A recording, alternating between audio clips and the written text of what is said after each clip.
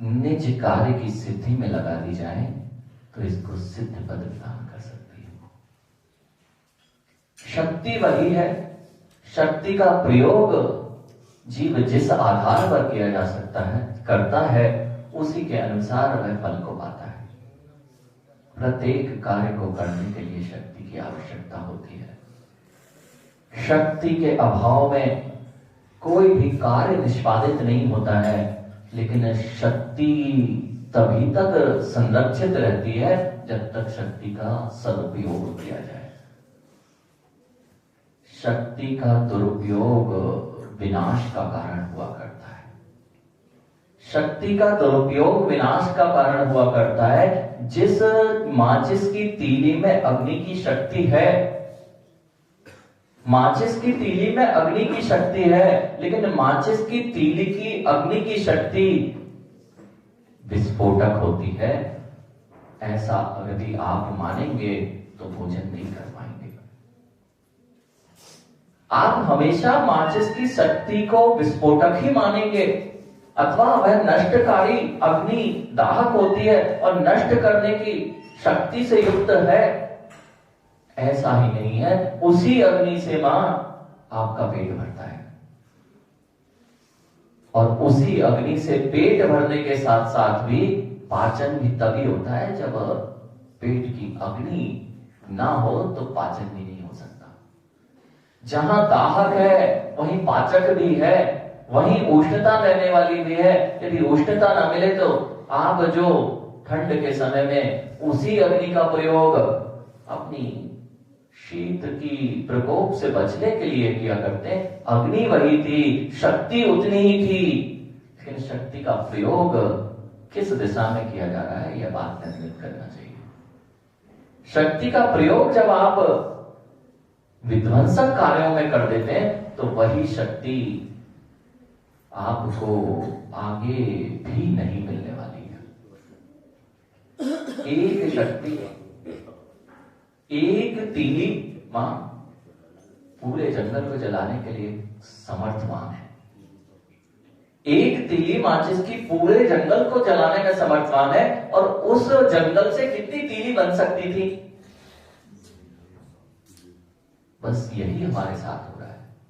हम अपनी शक्ति का प्रयोग अपने उस सामर्थ्य को नष्ट करने में कर रहे हैं, जो सामर्थ्य हमें अनेक प्रकार की शक्तियां प्रदान कर सकते हैं। पंडित जी, इस जीव के पास अनंत शक्तियां हैं, और उस अनंत शक्ति का प्रयोग जीव भोगों में नष्ट कर देता है। जिस शक्ति से आप अपना संसार का संचालन करते हैं, वही शक्ति संयम में लगा दी जाए तो संसार को विनष्ट करने वाली होती है। शक्ति का प्रयोग, और शक्ति जितनी है वही शक्ति को बढ़ा देती है। पंडित जी, शक्ति से शक्ति बढ़ती है। यदि शक्ति से शक्ति बढ़ाना चाहते हैं तो उसकी धारा को नियंत्रित करना और उसकी धारा को व्यर्थ नहीं जाने देना, उससे आपकी शक्ति से शक्ति बढ़ती है। आप कितने समझदार हैं जीव। अगर आपने घृत बनाया और किसी बालक ने घृत की एक चम्मच भरी और नाली में डाल के आ गया, सही किया ना? क्या करोगे आप उस बालक के साथ? क्या करोगे आप उस बालक के साथ? इतना कीमतवान घृत है और तुमने उसे ऐसे ही व्यर्थ कर दिया। एक चम्मच तो बहुत बड़ी चीज है मां, एक बूंद गिर जाए, मां से मिलना रवि भैया।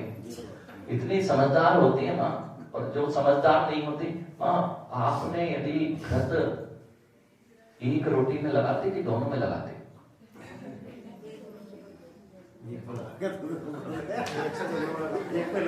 हाँ, सही मां होगी तो क्या करती मां? एक रोटी लगाई और दो में चिपड़ ली। क्यों? शक्तिमान द्रव्य की रक्षा। शक्तिमान द्रव्य है, वह शक्तिमान द्रव्य की रक्षा करना मां। और यदि पुड़ी बनाई है आपने, तो पुड़ी बन गई है, तो वह कढ़ाई जिसमें आपने घृत की पुड़ी बनाई है, वह धोने के लिए क्या प्रयोग करते हो?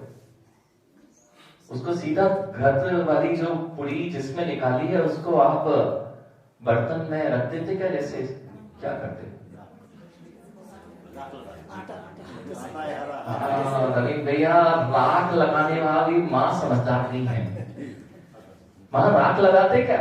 रवीन भैया बोल रहे जैसे ही पुड़ी निकाली और उसके बाद सीधी राख लगा दी क्या? बहुत समझदार है माँ। पहले तो वो पुड़ी पे जो निकाली है उसमें ज्यादा घी आ गया है, तो जो लोई है ना माँ, उसको कहाँ लगा देते?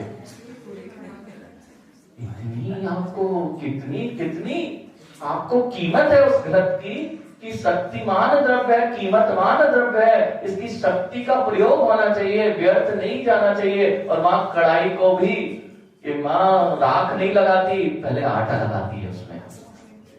समझदार माँ कभी घृत की कढ़ाई को सीधे बर्तन मारने में नहीं रखेगी, उसकी भी पंजीरी बनाएगी, कहीं घृत जो लगा हुआ है उस घृत का नष्ट ना हो जाए, उसको पहुंचेगी और फिर पूरा मिला के आपको व्यंजन के रूप में रख देगी। मान सकते हैं ना? जरा सी शक्ति का इतना प्रयोग कि व्यंजन बना दिया आपने उसको भी। रूखा आटा नहीं खाया जा सकता था, लेकिन वही माँ ने उसी में आटा मिलाया और व्यंजन तैयार करके दे दिया।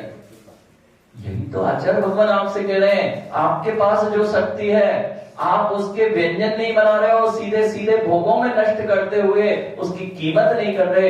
एक चम्मच घृत यदि नाली में फेंक दिया जाए तो जीव उस व्यक्ति को अथवा उस बालक को मारे नहीं तो दो चार तो सुनाई देता है, लेकिन जीव को अपनी शक्ति जिन भोगों की नाली में नष्ट किया है उसकी ओर ध्यान नहीं है।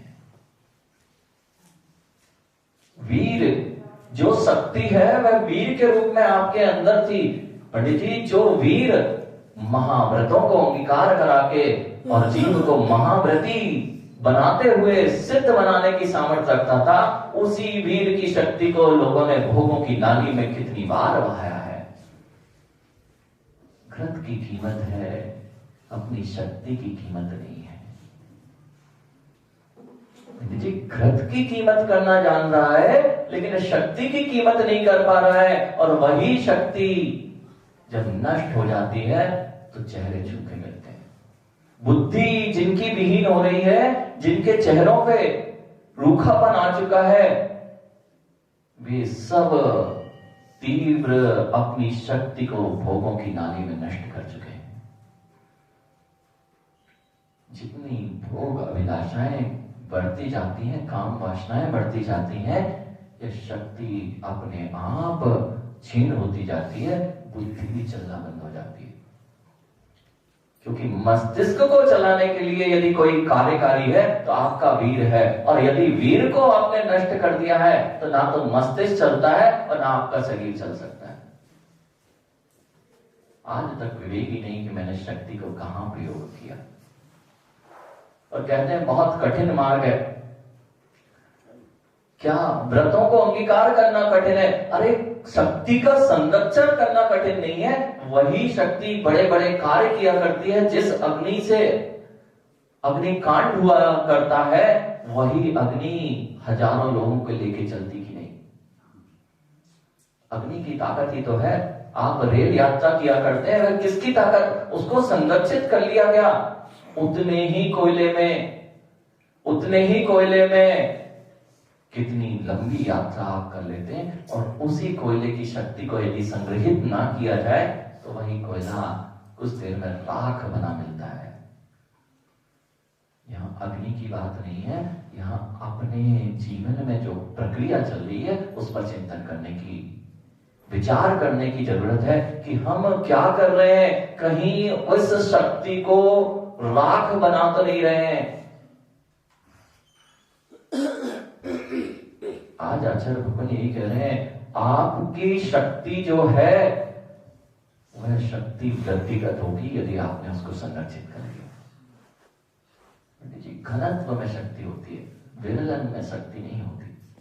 जितने आप घनत्व में लेंगे, मोंटू, यदि तुम्हें 1 किलो रुई लाना है तो कितना बड़ा पात्र चाहिए? 1 किलो रुई कितनी स्थान में पूरा थैला भर जाएगा आपका 1 किलो रुई। और नवीन भैया 1 किलो स्वर्ण कहाँ पे गया? अरे पैसा किसमें ज्यादा लगेगा? इतना सा छोटा सा टुकड़ी में और स्वर्ण में पैसा दे रहे हो और पूरा थैला भर के लाए हो, उसके लिए आप पैसे नहीं दे रहे, कीमत नहीं कर रहे। हाँ महाराज जी सही है, पूरा का पूरा थैला भर लाए उसकी कीमत नहीं, और जरा सी द्रव्य को जेब में रख के ले आए उसकी कीमत, क्योंकि घनत्व भूत है इसलिए तुमने उसकी कीमत कर दी है। जितना आपके जीवन में घनत्व बढ़ता जाएगा यह आपकी कीमत बढ़ाता जाएगा। घनत्व कैसे बढ़ा? जैसे उस थैले को सिकोड़ दिया जाए तो घनत्व बढ़ जाएगा, ऐसे ही आपके जीवन में जो भोग की अभिलाषाएं चल रही हैं जितनी सीमित होती जाएंगी आपकी कीमत भी बढ़ जाएगी और आपका घनत्व भी बढ़ जाएगा। अविरुद्धा अपि भोगा निज शक्ति मपेक्ष धीमता त्याजा अत्याजेष्यपि सीमा कार्ये कदी वाणी शोक भोग्यता। डॉक्टर साहब शक्ति को संरक्षण करना है तो अपने को सीमित कीजिए। सीमित जो लोग नहीं कर पा रहे हैं वे अपनी शक्ति का दुरुपयोग कर रहे हैं। यदि पुनीत